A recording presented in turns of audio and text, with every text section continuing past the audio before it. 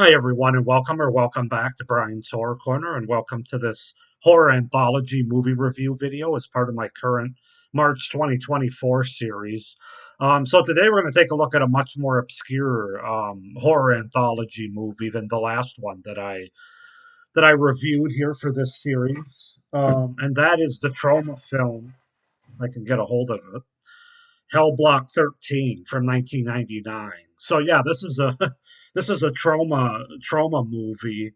Um, Very low budget, of course, if you're familiar with Troma. Um, but yeah, let's just go ahead and get into to what Hellblock 13 is about. As I said, it's from 1999, so it's about 25 years old already. But it does have Gunnar Hansen and Debbie Rochon in it. So let's just go ahead and get into it. So, Hellblock 13 is a Troma Anthology movie from 1999, directed by Paul Talbert. So basically, it opens at uh, in a haunted death row cell block. A deranged female serial killer reads a trio of twisted tales to her executioner. So yeah, it seems like a pretty simple premise, and it is for the most part. But I think it works pretty well in this movie. So in a dark and dreary death row cell block of a women's prison in South Carolina, a deranged female serial killer named Tara reads to her impending executioner three horror stories based on the voices that compelled her to write during her years on death row. So the first story is entitled Watery Grave, and this is basically a young woman is plagued by constant nightmares of her two missing children, whom were reputed to have been drowned. Then you have White Trash Love Story, which is an abused trailer trash wife decides to get back at her abusive husband by using witchcraft, but it doesn't quite go as planned. And then the third story is entitled Big Rhonda. An outlaw motorcycle gang shows its newest member a blood oath ritual for one of their long dead members, but the bikers don't see their newest addition for what he is, but the undead Rhonda does. So, and then of course it finishes up with the back end of the wraparound story. So, as far as the cast goes, we have Gunnar Hansen as the executioner, which is awesome, and we have Debbie Rochon as Tara, sort of the female psychopath prisoner. I'm not going to name any of the other actors or actresses; they're pretty unknown throughout the stories. But Gunnar Hansen and Debbie Rochon are the two big cast members here to pull this movie through. So, yeah, it's weird. It's low budget. It's Troma, but I kind of enjoyed this movie. I'm not going to lie. Cell Block 13, or I keep saying Cell Block, Hell Block 13. Um, let's just go ahead and get into my review of this movie. So, first of all, I thought all three stories were pretty decent here, especially for a lower budget movie. I had fun with each of them. Probably the Watery Grave, the first story, being my favorite, and then followed by the last one, Big Rhonda, and then I would say White Trash Love Story was my least favorite, but even that one I could find some things to like in. Um, so yeah, kind of surprised about how much I enjoyed these three stories. The best part I would say about this movie is really the wraparound story, though, because we have Gunnar Hansen and Debbie Rochon, and just their chemistry, their back and forth, the dialogue between them, kind of the tension that you can feel between them. He's basically disgusted by her, and she's really just like sick and deranged, basically, and how that all comes together in the end. I thought it was really good, a really fun watch to see this whole wraparound story play out, and I was into it for sure to see how it was going to turn out. So to me, I think that's the best thing about the entire movie. There are some good practical gore and makeup effects throughout the movie. The looks of the different creatures that we get, whether it be the watery children in the first story, or the monster in the second story towards the end of it.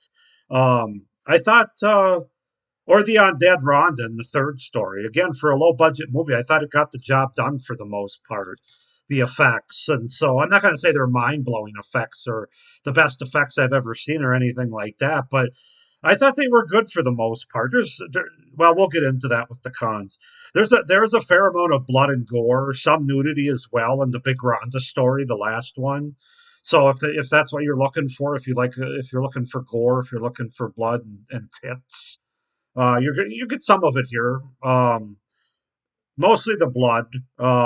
It's not overly gory or anything, but I enjoyed the ending to the wrap up story in the prison with Gunnar Hansen and Debbie Rochon. Um, it goes pretty dark, and for the most part, I thought it came off pretty well given where they started from, which is definitely not always the case in any horror anthology, especially a lower budget one. But I think because you had these two actors who are, I mean, especially Gunnar Hansen's a pretty well known, well respected actor. Debbie Rochon, I think, is well known.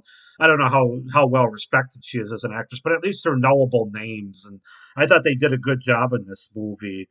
Um, and then finally, the movie isn't afraid to go pretty dark with some of the subject matter, drowning children, domestic physical abuse. And the second story, I give it a lot of credit for having some balls, where a lot of horror anthologies, the stories really don't have any balls. And this movie, the Troma, which I haven't seen a lot of Troma movies, I've seen some, so maybe that's par for the course with them. But yeah, I give them credit for that. There's some dark twists and turns throughout the movie in terms of the subject matter that they go for. Um, let's see. I was going to say one other thing about the final story. Oh, I just really the final story, Big Ronda. I just really like the premise. How I don't want to give too much away, but this biker gang basically takes in a new member, and they have to do this ritual though, and he has to be part of it. He's asking why and what it's all about and stuff, and it really pays off well. I think. They basically have to go visit a Big Ronda's grave, you might say, and um, it's kind of making sure that this new member is worthy, if you will. So I wanted to point that out as another pro of all three stories. I really enjoyed the sort of premise and payoff of that third story, Big Rhonda. As far as cons go, it's mostly all technical stuff from a low budget movie. You don't really have the best, or in some cases, even good acting throughout the movie. Some of it is serviceable, but there's some bad acting. A few of the effects they do come off pretty cheesy and silly, especially the one in the second story.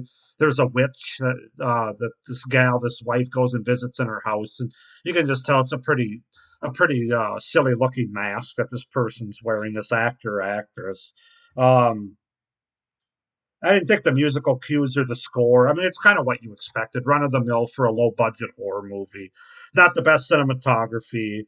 And then my final con, there really isn't a great unity or connection between the stories. They're all just separate tales that are pretty good for what they are in and of themselves, but they don't have the best parts of a horror anthology is having connective tissue between the wraparound and all three stories. And really the only connective tissue is this woman prisoner, this Tara, telling the stories to Gunnar Hansen's character, but that doesn't mean that they're all connected in some way. So um, they're separate tales that aren't paced terribly well. Some of them I thought could have been longer. Like I wouldn't have minded Watery Grave being a little bit longer, and maybe Big Rhonda being a minute or two shorter.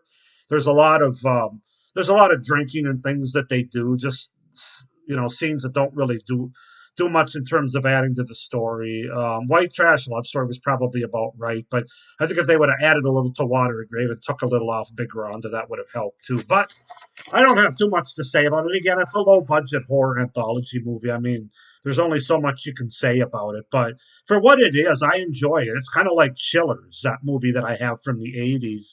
Another low budget movie that's kind of grainy. It's not great, but there's a charm to it. I enjoy it, and that's definitely the case for Hellblock 13, largely because of Debbie Rochon and Gunnar Hansen and their back and forth in the wraparound story. But I can even get down with most of the times of the three stories, minus a scene here or there. So I'm going to give this a 6.5 out of 10. It's kind of hard to rate it because of the low budgetness of it. Because I'm not going to give it a high score.